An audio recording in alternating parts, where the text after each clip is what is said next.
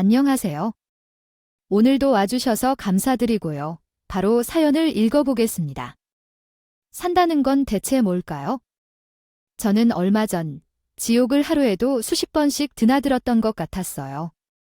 하루하루가 10년처럼 느껴질 정도로 괴로운 나날들이었죠. 그런데 그랬던 날들이 무색하게도 지금은 정말 내가 살고 있는 이곳이 천국 같아요.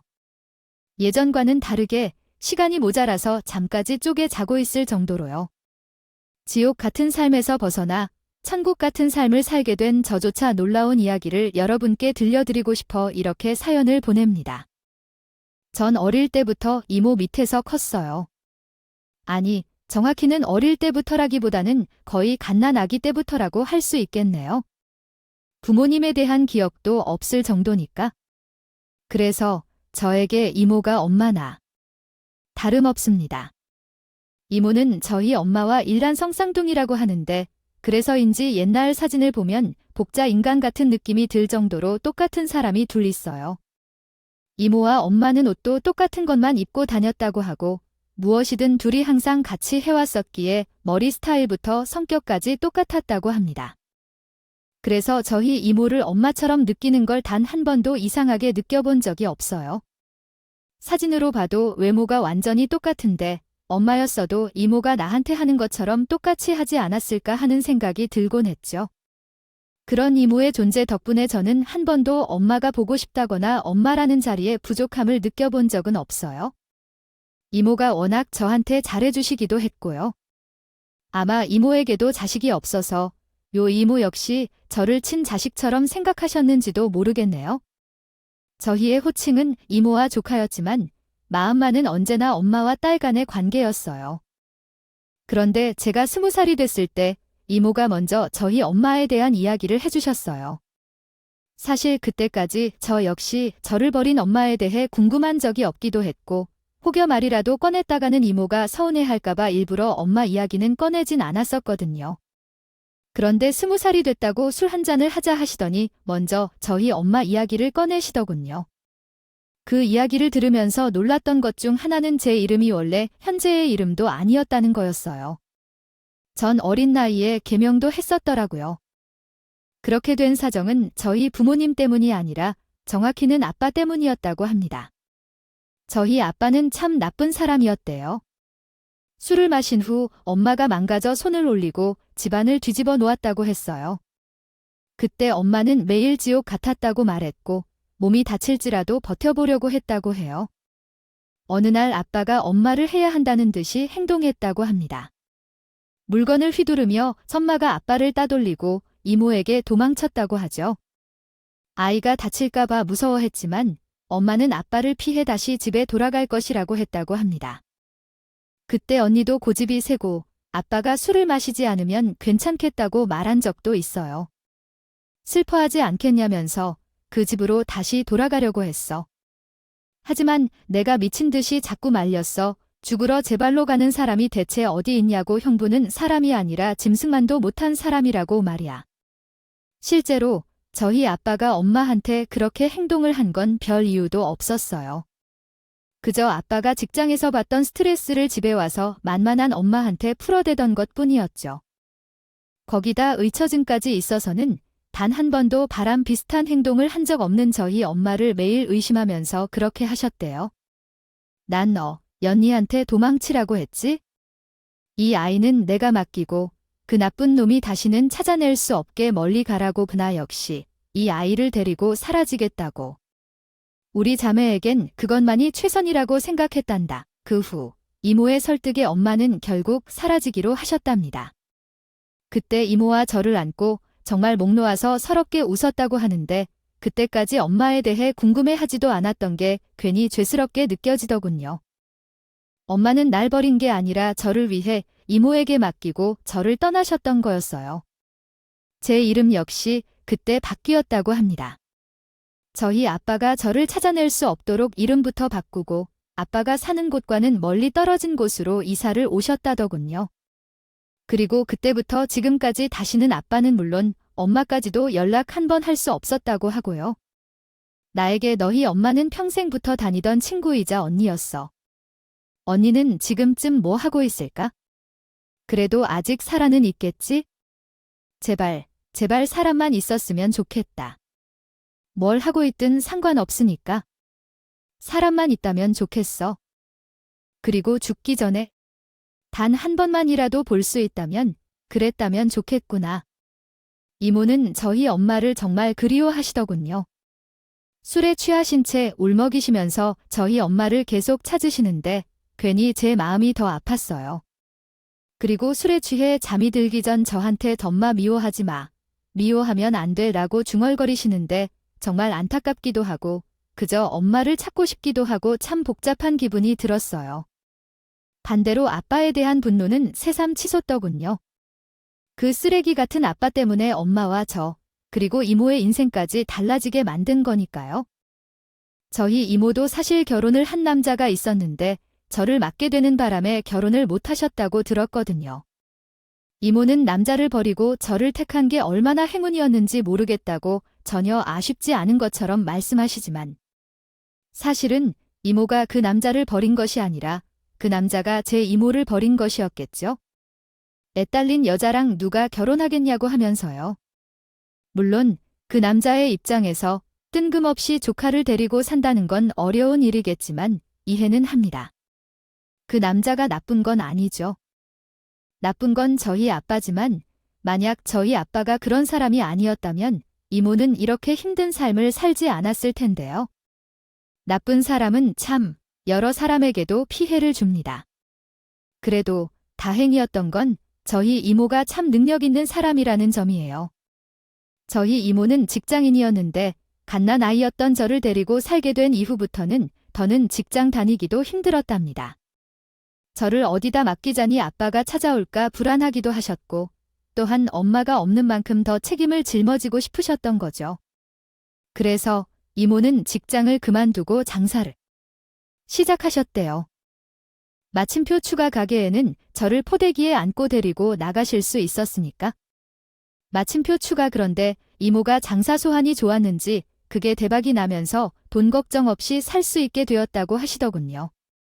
마침표 추가 그때 모았던 돈으로 건물 하나를 통째로 사시면서 지금 이모는 건물 맨 위층에 저와 함께 살며 건물과 세입자 관리 정도만 하고 계세요.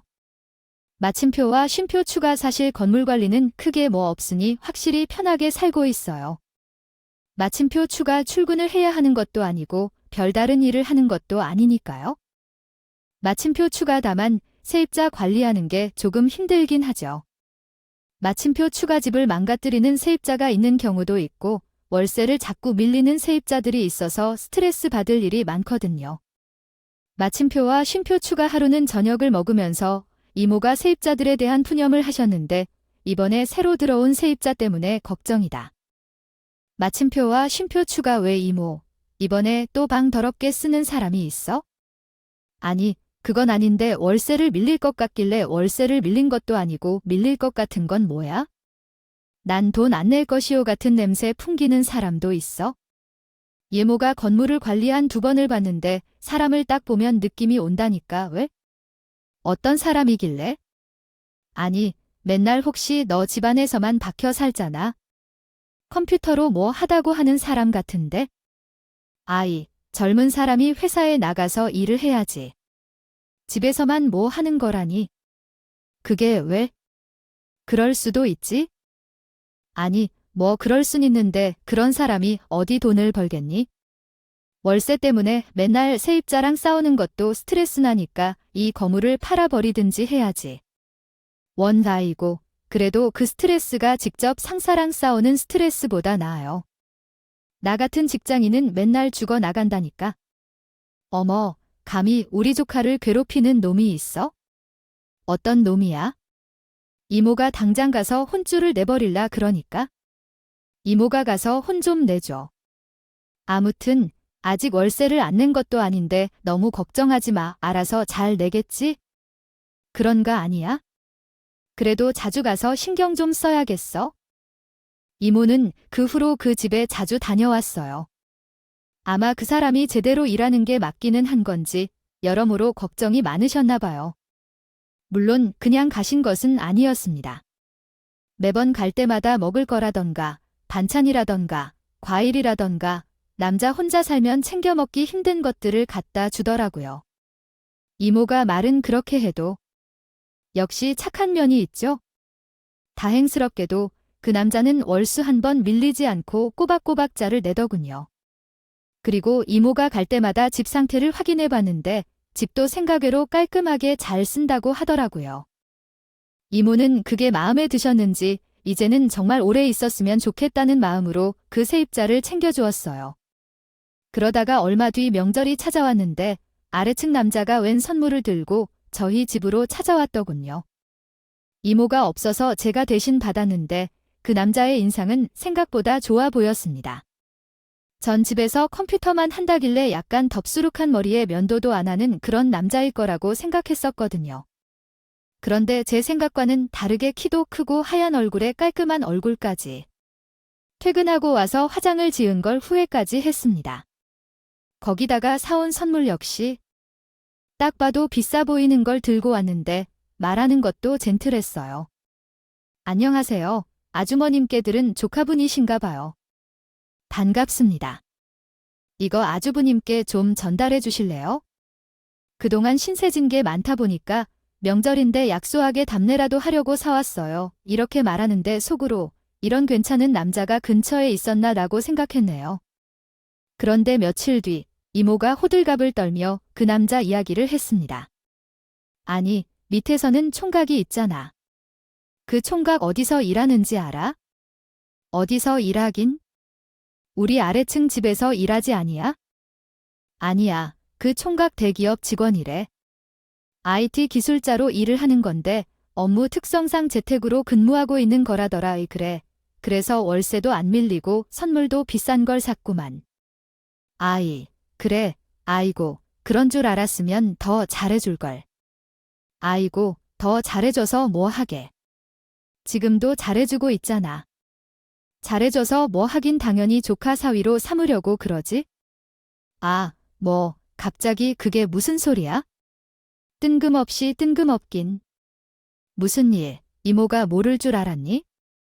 너, 이모가 외롭게 혼자 살까봐 여태까지 연애도 제대로 한 번 안 하고 살았잖아.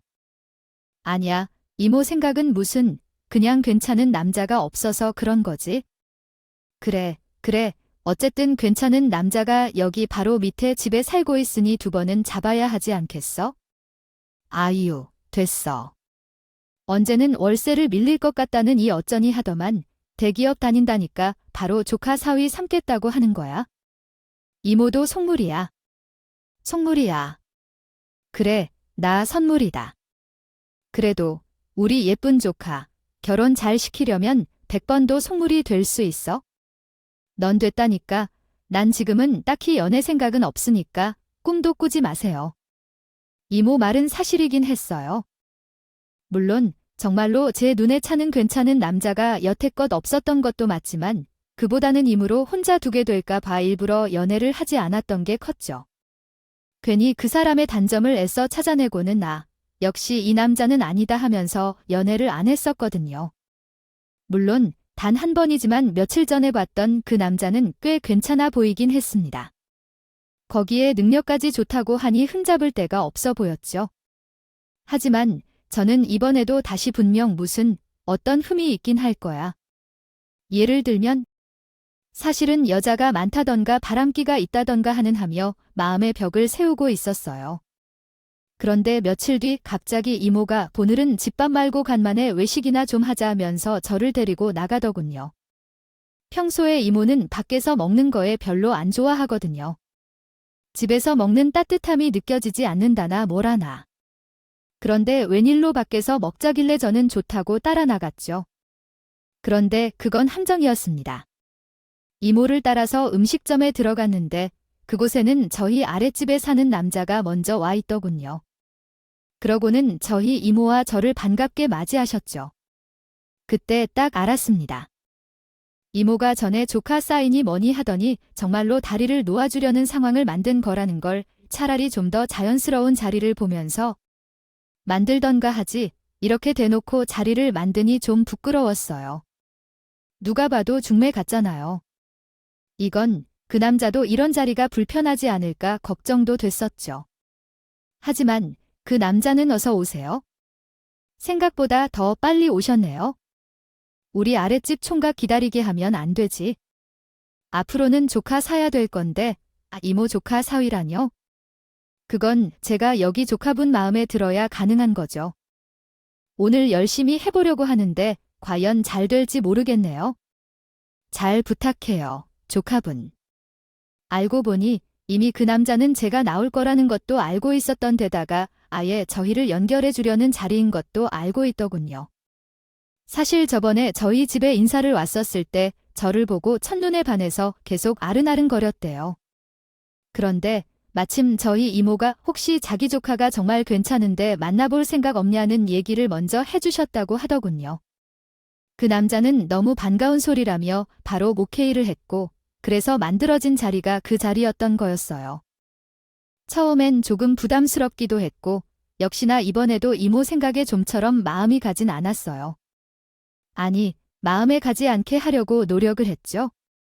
하지만 이모가 계속 저희를 연결시켜주려고 자리를 만들기도 했고 그 남자분이 젠틀하게 다가와 주니 제 마음도 점차 열리더군요. 그러다 결국 저흰 만남을 시작하게 됐고 만남을 시작한 지 2년 만에 결혼에 골인하게 됐습니다. 이웃 주민에서 저의 남편이 된 거죠. 사실 결혼을 할 때에도 많은 고민을 하긴 했어요. 하지만 남편의 환경이나 생각이 저를 이모에게서 떨어뜨리진 않겠구나 하는 안심이 들게 해주더라고요. 남편은 고아로 살았다고 해요. 부모님이 누구인지는 알지도 못한 채 살아와서 많이 외로웠대요. 학교에서 주변을 둘러보면 자기만 가족이 없었으니까 그래서 제가 이모에 대해 가는 애착을 잘 이해해 주더군요. 저 역시 부모님 없이 이모하고만 평생을 살아왔으니까요. 남편은 아예 이모가 사는 건물 근처에서 신혼집을 구하자고 했어요. 그러면 이모와도 떨어지지 않고 살아 좋지 않겠냐고. 제가 그럼 처가가 너무 가까이 있어 남편이 불편하지 않겠냐고 하니 자기도 그렇게 하면 가족이 하면 더 느는 것 같아서 좋대요. 특히 이모가 자기한테 잘 해주셨다 보니 엄마한테서 받지 못했던 애정을 받는 기분이라고 하면서요. 실제로 결혼 이후 남편은 저보다 이모를 더 잘 챙겨줬어요. 전 덕분에 행복할 수 있었죠. 여전히 이모와는 함께하면서 남편과 가정을 꾸몄어요. 집은 아예 이모가 건물 한 층을 내주었어요. 어차피 근처에서 살 거면 이 건물에서 살라고 하시더군요. 그래서 더더욱 저희는 가깝게 지낼 수 있었죠. 그렇게 행복한 나날들이 계속되고 있었고 앞으로도 영원히 계속될 것만 같았는데 그런 우리의 삶에 먹구름이 끼는 일이 발생하고 말았습니다. 그건 바로 남편의 이직이었어요. 남편은 결혼한 지 1년이 지나자 대기업을 그만두고 중소기업 부대표 자리로 이직을 했어요. 용의 꼬리보다는 뱀의 머리가 되고 싶다고 하더군요. 그렇게 말을 하긴 했는데 실제로는 책임감 때문인 것 같았어요. 아무래도 신혼집을 이모가 내주었다 보니 자기가 아무것도 해온 게 없는 것 같다면서 면목 없다고 했거든요. 그리고 우리에게 집을 내주었던 만큼 이모의 월세 수입이 줄어들었기 때문에 자기가 그 이상으로 벌어서 많은 걸 해드리고 싶어 했던 것 같아요. 전 처음에 반대했습니다. 남편이 재택근무하는 게 너무 좋았거든요. 애초에 남편이 월급이 적은 편도 아니었던 데다가 저도 돈을 벌고 있는데 굳이 돈 좀 더 벌자고 그래야 하나 싶었어요. 거기다가 근무지 자체가 지방이라 저희는 주말 부부가 되어만 했으니까요.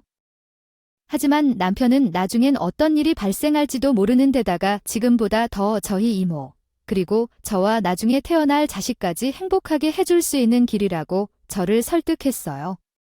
그렇게 말하니 결국엔 제가 포기를 할 수밖에 없더군요. 결국 남편은 내려가서 살게 되었고 저희 신혼 2년 차부터 주말 부부로 살게 됐어요. 그래도 생각보다 외롭지 않았어요. 남편이 내려간 김에 예전처럼 아예 이모랑 같이 살다시피 했거든요. 다만 남편이 밥은 잘 챙겨 먹긴 하려나 걱정이 됐는데 남편이 아예 가정부를 구하겠다고 하더군요.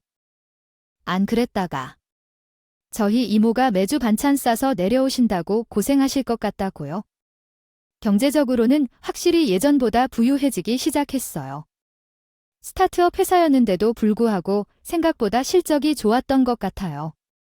생활비부터 해서 이모 용돈으로 보내주는 돈들을 규모부터가 달라지기 시작하더군요. 점차 남편이 말하는 것처럼 성공하고 있다는 느낌이 피부로 와닿기 시작했죠. 그런데 그게 저의 지옥일 줄이야. 지옥이 시작될 줄은 몰랐어요. 저희 주말 부부의 삶은 평범했어요. 평일엔 밤마다 전화를 길게 하곤 했었고, 주말에는 서로 번갈아가며 남편이 올라오거나 제가 내려가곤 했었죠. 너무 붙어 있는 것보다는 그런 것도 생각보다 나쁘지 않았어요. 적당한 그리움을 계속 유지한 채요. 알콩달콩 신혼생활이 오래 지속될 것 같더라고요. 그런데 언젠가부터 남편이 저를 내려오지 못하게 막는 기분이 들더군요. 매번 무슨 이유를 대면서 아예 주말에 만나지 않거나 남편만 올라오거나 하기 시작했어요. 아, 이번에 프로젝트를 진행하면서 이번 주말은 계속 일만 해야 할 것 같아. 어쩌지? 그래. 뭐, 어쩔 수 없지? 우리 남편 일하느라 그런 건데 힘들겠다. 너무 무리하지 말고 이렇게 된다거나. 자기야, 이번엔 내가 내려갈게. 요즘 한동안 자기만 힘들게 올라왔잖아. 아니야, 내가 올라갈게. 내가 집을 잘못 구했나 봐. 이번에 비 온 게 새는 바람에 주말 동안 집수리를 해야 할 것 같아. 아니, 무슨 집이 틈만 나면 문제가 생겨. 내가 집 보는 눈이 없었나 봐. 자기 힘들지 않고 오히려 좋지. 쳐요. 처음에는 너 남편 말 믿었지만 그러다가 어느 날 남편이 바빠서 프로젝트 때문에 해당 주에 모두 올라온다고 했었던 때에 남편의 회사 대표로부터 전화가 왔어요. 우리 부대표가 지금 전화 안 받는데 통화 좀 가능할까요? 네. 이번 주말에 남편이랑 안 했다 했는데? 그래요. 아니, 전화도 안 받고 그러면 어디 갔대? 이제 말해. 회사 서울 온 결과 얘기도 하고 싶었는데 그 핑계로 맥주도 한잔하고 피곤해서 쉬고 있나 봐요. 저희 남편이 잘 때는 무음으로 잘해놔서 나중에 일어나면 전화 드릴 거예요. 이렇게 대충 둘러대긴 했는데 심장이 두근두근하고 숨이 가빠지기 시작했어요. 분명 남편은 회사 일로 못 올라온다고 했었는데 대표님의 말을 들어보니까 출근한 것 같지 않았으니까요. 전 불현듯 인터넷에서 보던 이야기들이 생각나기 시작했어요.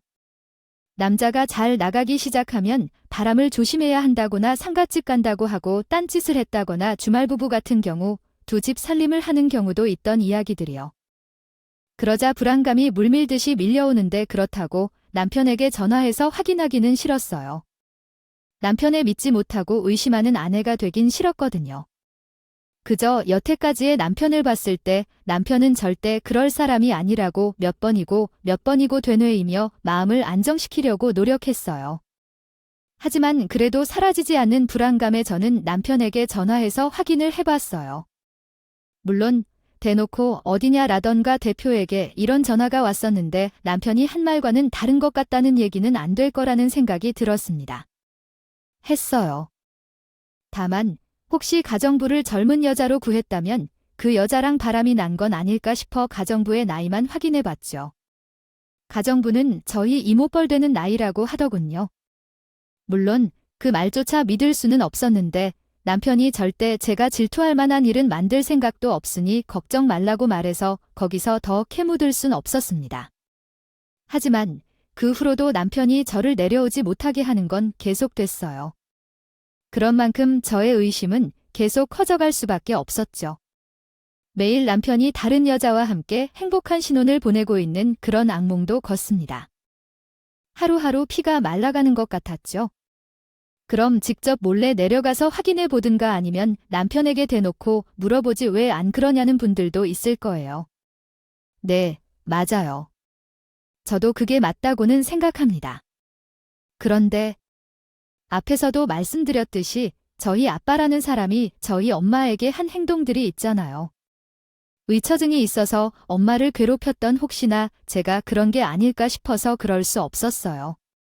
나에게 아빠 그 쓰레기 피가 흐르고 있어서 내가 자꾸 의심을 하고 걱정을 하고 혼자 불안해하는 게 아닐까 이러다가 나도 아빠처럼 되는 건 아닐까 싶은 마음이에요.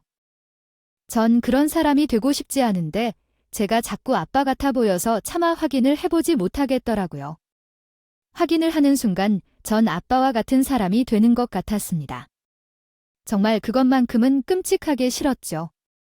의심하는 마음, 불안한 마음, 아빠 같은 끔찍한 사람이 돼가고 있다는 자괴감 등등 저는 점차 망가져갔어요. 불면증은 기본이고 온촉각이 예민해져서는 날이 새 있었죠. 결국에는 정신과에 가서 상담도 받았습니다.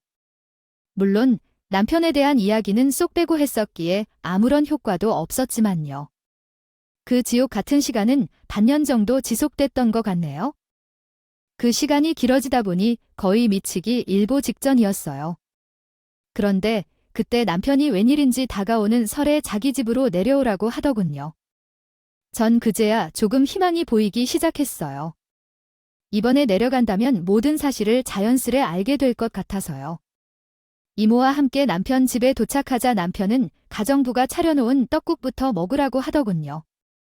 그러면서 속도 없이 계속 음식이 맛있지 않냐고 물었어요. 어때요? 저 살찔만 하죠? 이모님 음식이랑 완전 똑같죠? 전에도 은근히 거슬렸었는데 남편은 말끝마다 가정부 자랑을 자주 하곤 했어요. 음식이 맛있네부터 해서 집을 너무 깔끔하게 청소해 주신다거나 저희 이모처럼 정이 너무 넘치신다거나 하는 말들은요, 미쳐갈 것 같은 상황에서 그런 소리를 들으니 정말 떡국을 뒤집어 엎고 싶었습니다. 아마 이모가 곁에 있지 않았다면 전 정말 그렇게 했을 거예요. 어쨌거나 꾹꾹 참으면서 식사를 다 마치긴 했는데 이번엔 남편이 또 뜬금없는 소리를 하더군요. 사실 오늘은 제가 말씀드릴 게 있어서 내려오시라고 했어요. 오늘이 자리는 제 유언 공증 자리거든요. 유언 공증이라니 저는 순간 제 귀가 잘못됐나 했어요. 아니, 살 날도 많이 남은 사람이 갑자기 유언 공증이라는 게 말이 되나요? 저희 이모도 당황하면서 아직 창창한 나이에 무슨 불길하게 유언 이야기를 꺼내냐고 했어요.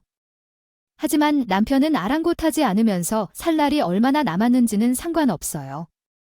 이미 결정을 내렸으니까 제가 컴퓨터만 만지던 놈이라 사람이 인연 같은 걸 모르고 살았는데 이번에 알았어요. 정말 소중한 인연에겐 아낌없이 퍼주고 싶다는 걸, 그러니 제 유산 배분에 대한 제 결정을 잘 따라주세요. 이렇게 말하는데 저의 불안감은 더욱 엄습해왔어요. 갑자기 소중한 인연 어쩌고 저쩌고 하는 건 분명 바람이 난 게 맞는 것 같았어요. 그렇지 않고서야 갑자기 저런 말을 꺼낼 리가 없으니까요. 하지만 한 가닥 희망을 놓지 않고서 제발 그 입에서 유산 배분의 당사자가 전하 이모에게 계속 바랐죠. 하지만 남편의 입에서 나온 유산 배분의 당사자는 전하 이모가 아닌 남편의 집에서 일하고 있다는 가정부였습니다. 저는 전부터 느꼈던 그 불안감이 현실이 돼서 그 감정을 어떻게 쏟아내야 될지 모르겠더군요. 심지어 그렇게 많은 돈을 내줄 만큼 정말 그 여자에게 단단히도 미쳤구나 했어요. 옆에 있던 이모는 저보다 더 분노했던 것 같아요. 이모는 엄마, 장모님 노릇까지 해오시면서 저희 남편을 정말 부족함 없이 챙기셨으니까 그 배신감은 이루 말할 수 없었겠죠. 거기다가 이모에게는 정말 소중한 저를 배반했다는 게 더 큰 것 같았어요. 지금 그게 할 말이야. 내가 다 나한테 여태까지 어떻게 해줬는데. 아들이라고 생각하고 소중한 사위라고 생각하고 어떻게 해줬는데, 신혼집까지 내어주고 조카와 결혼까지 시켜줬는데 지금 이렇게 뒤통수를 친다고 하자 내가 사람이야. 난 인정 못해. 아니, 다른 걸 떠나서 내 조카한테 감히 이런 상처를 안겨주는 걸 난 절대 용서 못할 거야. 아무리 그러셔도 소용없어요. 이미 전 결정을 했으니까요.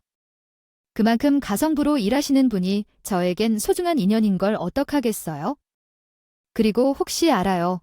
이분이 여러분에게도 소중한 인연이 될지요?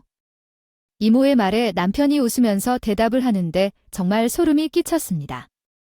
어떻게 저런 말을 저희 앞에서 저렇게 웃으면서까지 말할 수 있을까요? 사이코패스인지 소시오패스인지 뭐인지 그런 문제가 있어 보일 정도였어요. 저는 미칠 일보 직전까지 화가 쌓여 있었던 상태에서 그 말을 듣자마자 고래고래 소리를 질렀어요. 아니, 정확히는 악을 썼다고 해야 할까요? 그러면서 집을 부수기세로 물건을 던지기도 하면서 가정부 데려오라고 얼굴이라도 보고 가겠다고 난리를 쳤죠. 그러자 잠시 후 집에는 저희 말고는 아무도 없었습니다. 없는 줄 알았는데 방 안에서 사람이 나오더군요. 가는 소리와 함께 한 여자가 등장하는데 전 그 여자를 보고 소름이 돋을 수밖에 없었습니다. 이모 방 안에서 나온 그 여자는 제 입에서 이모라는 말이 나올 정도로 정말 이모와 똑 닮은 사람이었어요. 키, 최고 눈, 코, 입 하나하나 전부 마치 우리 이모를 복사해 놓은 사람인 것 같았죠. 저는 그 이해할 수 없는 상황에 이모와 그 사람을 계속 번갈아서 쳐다만 보고 있었는데 이모가 갑자기 그 사람에게 다가가더군요. 그러고는 그 여자 얼굴을 더듬더니 단 한마디 말을 내뱉었습니다. 아니, 이모의 그 말에 그제야 전 저 사람이 누군지 깨달을 수 있었어요. 이모의 쌍둥이이자 저희 남편의 장모님이자 저희 엄마가 있었던 거였어요. 전 믿을 수 없는 그 상황에 다리에 힘이 풀려 주저앉아 버렸습니다. 그러자 엄마는 무릎을 꿇듯제 앞에 주저앉으시더니 눈물을 흘리시며 절 바라보시더군요. 정말 잘 커졌구나. 고맙다. 고마워. 그리고 정말 미안하다요. 엄마야? 내 딸, 아기 때랑 하나도 안 변했구나. 우리 아기, 그때랑 똑같이 너무나도 예뻐. 이 모습을 이제서야 보다니 엄마가 정말 미안해. 그리고 고마워. 이렇게 잘 커줘서, 허니. 내가 잘 키워준다고 했잖아. 살아있었구나. 살아있었어. 신이시오, 감사합니다. 정말 이렇게 다시 만날 수 있게 해줘서 너무 감사합니다. 우리 예쁜 조카 씨 사람이 진전이야. 엄마야, 나랑 똑 닮았지. 얼른 너도 얼른 인사드려. 엄마. 엄마, 저는 엄마를 안고 목 놓아 울기 시작했어요. 그러자 엄마도 저를 안고 우셨고 이모도 옆에서 눈물을 흘리셨죠. 전 여태까지 엄마에 대한 그리움도 없다고 생각했고 필요성도 없다고 생각했었는데 그게 아니었나 봐요. 사람에게 엄마라는 존재는 결코 버릴 수 없는, 그리울 수밖에 없는 존재인 것 같았어요.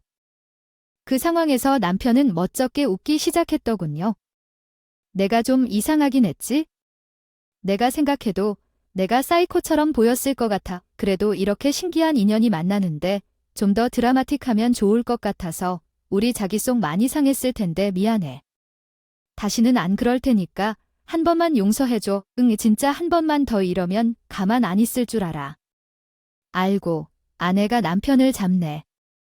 남편이 익살스럽게 중년 신용을 하는데 그동안 혼자 마음 고통을 겪었던 그 고통들이 싹 사라져가는 것 같더군요. 물론 좀 짓궂긴 했지만 그랬었기 때문에 엄마와의 만남이 더 감동으로 다가왔던 것도 같아요. 들어보니 남편도 처음에 우리 엄마를 보았을 때 정말 깜짝 놀랐다고 합니다. 처음에는 진짜 우리 이모가 가정불화로 오셨는 줄 알았대요. 하지만 대화를 해보니 분명 다른 사람이었는데 그제야 저한테 들은 저희 엄마 이야기가 생각나더라고요. 이모와 쌍둥이인 엄마가 있는 사실을 알게 된 후 남편은 저희 엄마에게 사실을 털어놓았고 우리를 만나러 가자고 해답니다. 하지만 우리 엄마는 저를 다시 만날 용기가 없다고 합니다. 없으셨대요. 그 갓난아기 시절에 딸만 두고 미친 듯이 도망을 쳤는데 무슨 놔두로 나를 만나겠냐고요? 그래서 그동안 저를 내려오지 못하게 했던 거였고 남편의 끈질긴 설득 끝을 드디어 얼굴을 보이기로 결정한 순간 이런 만남을 준비한 거라고 하더군요. 그리고 남편은 저희 엄마에게 이제 여태까지 못 받은 효도 자기도 함께 해드릴 수 있겠다고 말하며 웃었어요. 그날 저희 네 사람은 함께 손을 잡은 뒤 한참 동안 놓지 않았습니다. 지금 현재 엄마는 이모와 함께 살고 있어요. 그리고 남편의 회사가 서울로 올라오는 결정을 하면서 남편과 저의 주말 부부도 끝이 났지요. 저희는 매일같이 만나며 함께 밥을 먹고 그동안 살아왔던 이야기를 나누며 하루를 보내고 있습니다. 넘치는 사랑으로 마음을 가득 채운 채로요. 저뿐만이 아니라 우리 가족 모두는 그런 것 같아요. 엄마와 이모는 잃어버렸던 자매이자 친구를 찾았고 남편에겐 장모님을 찾았으니 가족이 함께하는데 어떻게 행복하지 않을 수 있겠어요? 저는 앞으로 이 셋 모두에게 더 잘해줄 거예요. 저를 키워준 이모, 마음 아프게 저를 떠날 수밖에 없었던 엄마, 그리고 이 인연을 다시 이어주게 해준 저희 남편에게까지 평생 좋은 조카와 딸 그리고 아내로서 옆에 있어주려고요. 아, 그리고 요즘엔 아빠를 다시 만나면 좋겠다는 생각도 들더군요. 아빠 같은 경우엔 가족의 정을 나누고 싶어서가 아니라 다시 보게 된다면 제대로 된 복수를 해주려고요. 옛날엔 우리 가족이 힘이 없었지만 지금은 정말 지옥을 보여줄 수 있을 정도의 힘이 있으니까요. 그래도 아빠에 대한 트라우마가 가득한 엄마를 생각하면 다시 만나면 안 되겠죠. 하지만 평생 그 사람을 미워하며 어디서라도 벌을 꼭 받고 있었으면 좋겠다 생각해요. 여러분들은 가족의 소중함을 잊지 마시고 언제나 가족과 함께 행복하시길 바라며 이만 마치겠습니다. 언제나 복된 날들이 여러분들과 함께 하셨으면 좋겠고 저의 가슴 아픈 이야기 들어주셔서 감사합니다. 오늘도 끝까지 함께 해주셔서 감사하고요. 다음 영상으로 또 찾아뵙겠습니다.